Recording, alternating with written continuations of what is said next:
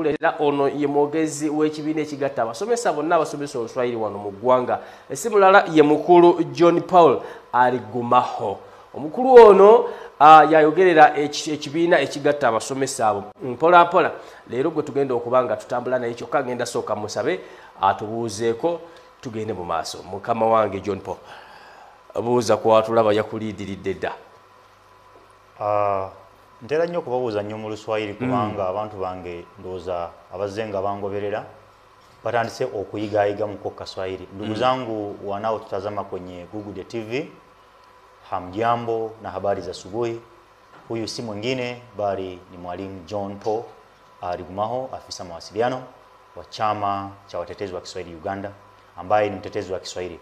I'm a Pan-Africanist. You're most welcome to this program. Tubaniriza nnyo mu program eno. Tubasaba mutuulirize bulungi. Neyanza nnyo ssebo.